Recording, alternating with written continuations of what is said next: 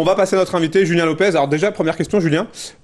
Vous me disiez là pendant les images, assez, assez content, c'est bien de la performance d'Alexis Pinturo, une belle performance selon vous. Il a géré. C'est non seulement une belle performance, mais c'est une belle double performance d'aller sur 2 jours de suite comme ça sur des compétitions, enfin des événements un peu majeurs où on n'a pas le droit de se louper. C'est aussi beaucoup de préparation dans la tête. Donc il a fait une triple performance, on peut dire. Il a fait 2 podiums et en plus il a gagné mentalement, donc c'est bien. Alors vous êtes sur notre plateau. Tout d'abord, pour parler d'une chose, on va parler du Freeride World Tour auquel vous participez actuellement. Première question toute simple. Après 2 épreuves, comment se passe pour le moment cette édition 2016 pour vous, personnellement ? Moi, c'est une saison un peu particulière parce que c'est ma dernière saison. Donc, j'y vais avec beaucoup plus de légèreté que d'habitude. En général, ça marche bien quand ça fait comme ça. Bon, là, moi, j'ai fait 7e sur la première étape et je suis dans les choux à la dernière parce que j'ai fait un énorme backflip, bien plus loin que celui de Loïc. Mais par contre, moi, j'ai pas replaqué. Donc là, j'ai fait moins bien. Mais par contre, là, je suis 12 du classement général et le début de saison se passe pas trop mal. Vous êtes plutôt satisfait de vos performances ou plutôt déçu, sachant que vous bénéficiez cette année d'une wildcard, donc une invitation pour participer à ce Freeride World Tour 2016 ? C'est ça, moi je peux être que content parce que c'est ma deuxième chance de bien terminer ma carrière. Comme je viens de dire, c'est un peu ma dernière saison sur le Freeride World Tour. J'ai fait pas loin de 10 ans de carrière comme ça. Je pense avoir fait le tour du Freeride, World Tour en tout cas en compète. Maintenant j'ai envie de m'orienter vers d'autres choses. Donc cette saison je la prends vraiment à la cool, avec la volonté de bien faire, mais aussi la volonté de communiquer aussi un petit peu sur ce que je veux faire après, mon après-carrière, où je sortirai tout un tas de choses qui vont arriver, avec beaucoup de surprises, des personnalités du ski qui sont dedans aussi. Ça va être vraiment cool. Enfin, un documentaire, un livre et peut-être un spectacle. Donc ça, c'est de l'info. Donc cette année, tu vois, j'y vais à la cool. Je suis là pour me marrer. Mon message, c'est ça, c'est j'y vais pour me marrer. Je l'ai fait d'ailleurs, parce que j'arrive à en Andorre la dernière fois, j'avais prévu une ligne de malade. Dernier moment, j'ai décidé de tout changer parce que je me disais, mais attends, mon gars, t'es en train de te dire, l'année prochaine, tu veux parler de trucs pour la pensée positive, te faire plaisir et t'arrives à atteindre tes objectifs comme ça. T'as envie de vomir avant de prendre le départ. Allez, switch. Je suis allé sur le côté du truc, j'ai regardé, j'ai checké Loïc, j'ai pris mon run, je suis allé faire un backflip, ça m'a rendu super heureux. Donc dans tous les cas, j'arrive en bas avec un smile. Qu'est-ce que vous portez comme regard sur votre carrière qui n'est pas encore terminée, mais voilà, vous venez de dire 10 grosses saisons, en tout cas en compétition. Qu'est-ce que vous gardez comme regard ? Je garde, comme on vient de dire avec Peintu qui fait des beaux résultats, je vois que le sport m'a appris énormément de choses et j'ai réussi à appliquer ce que j'ai appris en sport. En fait, toute ma carrière, je l'applique après dans la vie et c'est ça que je retiendrai comme message de carrière en freeride. J'ai fait énormément de choses, des beaux résultats, des prises de risques aussi à des moments, comme vous avez peut-être dû voir les avalanches, tout le monde les a vus. Mais surtout, beaucoup de moments de joie, beaucoup de bonheur partagé avec des gens à travers le monde. Et c'est ça que je vais retenir de toutes mes années entières de carrière. Même mon titre de champion du monde passe au-dessus de tout ça. Justement, vous m'avez devancé puisque le week-end prochain, c'est l'étape de Fiverbrunnen en Autriche qui attend les riders. Là même où vous aviez connu quelques déboires l'an passé.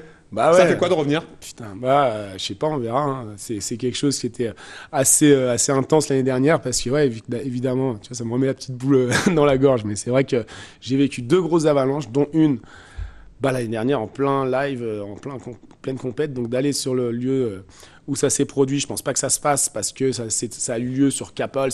L'année dernière, les conditions de neige un peu bizarres, donc on a dû changer de face. Cette année, je retourne à Fiverbrunnen. Non, j'y pense pas, quoi. C'est la meilleure solution pour bien aborder la chose. Ouais, j'y pense pas. Et puis surtout, ce que je te dis, vraiment, l'année dernière, Fiverbrunnen, moi, j'ai pris conscience de ce qui m'était arrivé après.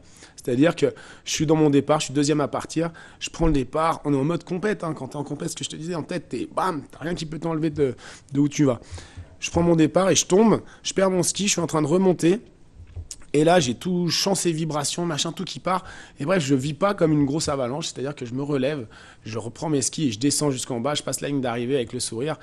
Et enfin, pas avec le sourire, hein, avec les ballons gonflés, mais j'ai quand même le sourire d'être là. Et je vois surtout la tête de mes potes avec les larmes aux yeux et je me dis, merde, qu'est-ce qui s'est passé, quoi. Et là, je vais dans le truc média et je vois les images et c'est là que, on a tous fondu en larmes et tout, donc il m'est arrivé quelque chose de grave. Mais regarde, c'est ça, là. Et là, à ce moment-là, je comprends tout. Bam, je me retourne, je tire la poignée, je me mets dans le bon axe, je lève les pieds comme au toboggan. Et là, j'attends. Et là, t'entends un gros truc horrible. Et encore une fois, le freeride, c'est du plaisir, c'est beaucoup de jeux, on s'amuse énormément, ne jouez pas avec votre vie. Arva, pelle, sonde dans un sac à dos. Et maintenant, les sacs à dos, ils se gonflent. Donc, vous en achetez un, même si ça coûte cher. Il y en a d'occasion. Enfin, faut en avoir un. C'est le seul truc actif qui vous sort de la neige. Et on voit sur les images, là, vous avez coupé juste avant, mais quand je ressors, je passe la barre rocheuse et je passe en dessous, on voit une sorte de petit bouchon qui sort de l'eau. Et ben, c'est moi. Donc, c'est les sacs qui le font. Attention, freeride, message important à transmettre. On va d'ailleurs regarder le teaser de cette épreuve de Fiverbrunnen.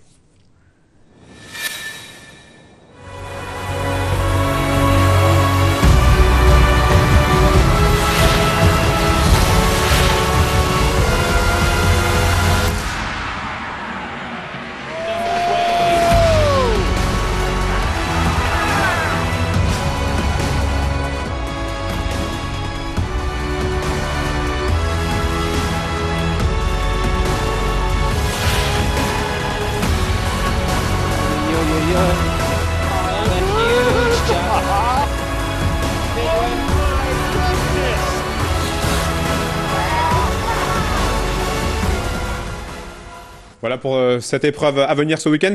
J'ai reçu sur ce plateau à plusieurs reprises des riders, vos collègues riders et rideuses qui m'ont tous dit le Freeride World Tour, c'est vraiment une épreuve à part. Vous confirmez? Ah ouais, c'est non seulement une épreuve à part, mais une expérience de vie à part aussi. On vit tous ensemble, on partage beaucoup, on se marre bien, et puis ouais, c'est c'est cool. Vous l'avez évoqué tout à l'heure, on sait aussi qu'en 2013, vous avez pris dans une énorme avalanche qui aurait pu vous être fatale. Pourtant, 3 ans plus tard, vous continuez, vous êtes toujours sur les skis. C'est quoi? C'est l'adrénaline qui vous motive? Ou c'est autre chose? Ah, c'est super dur comme question. L'adrénaline, ça motive. En fait, je ne m'en rendais pas compte jusqu'à maintenant, mais c'est vrai que j'ai toujours vécu avec beaucoup d'adrénaline et ça me fait avancer dans tout ce que je fais, dans tous mes projets. Il me faut ce truc. Mais ouais, je sais pas, c'est juste la passion du ski, c'est juste ne pas rester sur un échec. Tu vois, c'était soit j'y retournais, soit j'arrêtais. C'est vrai que les premiers coups, tu retournes, tu remets les skis, le premier run de freeride que j'ai fait quand je suis freeride, c'était au milieu d'une montagne, pas un bord de piste, hein, au milieu d'une montagne avec la face qui peut te partir dessus, et où j'étais pas avec un hélicoptère, avec mon caméraman et tout. Ça m'a fait la petite boule. Et vraiment, j'y suis allé, on remonte sur le cheval après de tomber, quoi. Donc. Vous avez été champion du monde en 2009. Depuis, plusieurs Français et Françaises ont inscrit leur nom au palmarès du Freeride World Tour. Comment on peut expliquer cette domination, cette réussite française? C'est comme ça, qu'est-ce que je te dise? Nous, on a des vraies montagnes. Non, je pense que on a la culture, enfin, on va comparer peut-être le continent nord-américain et nous. On a une culture qui a grandi dans les vallées des montagnes. Après, on a grandi là-bas. Eux, en station, c'est des trucs qui ont été créés de toutes pièces. Donc, on a vraiment grandi avec des skis au pied. On a l'alpinisme, on a Chamonix, qui est la mecque du ski freeride. On a tous ces trucs-là qui font qu'on a un terrain de jeu vachement adapté, avec en plus de ça des infrastructures dans les Alpes en général, qui est immense. La chaîne des Alpes est immense et il y a toutes les infrastructures pour skier vite et bien dans des gros domaines. Donc, on a beaucoup plus d'expérience, peut-être, j'en sais rien. Mais puis c'est comme ça, là, qu'est-ce que je te dise? Et puis c'est toujours Savoyard ou au Savoyard, de toute façon. Qu'est-ce qu'on peut vous souhaiter pour la fin de ce freeride? Se qualifier, pourquoi pas, pour l'Alaska, et puis l'apothéose, ça serait Verbier? Ah bah bien sûr. Attends, mais imagine, là, je vais en Alaska, je vais à Verbier. Verbier, je passe la dernière fois la porte de Verbier, je sais même pas si j'arriverai à descendre tellement j'aurai de larmes dans le masque. Donc ouais, c'est ça l'objectif, d'aller à Alaska et Verbier. Merci beaucoup en tout cas, Julien, d'avoir accepté notre invitation, et puis bon courage pour la suite. Avec plaisir. Allez, d'autres images à présent de France.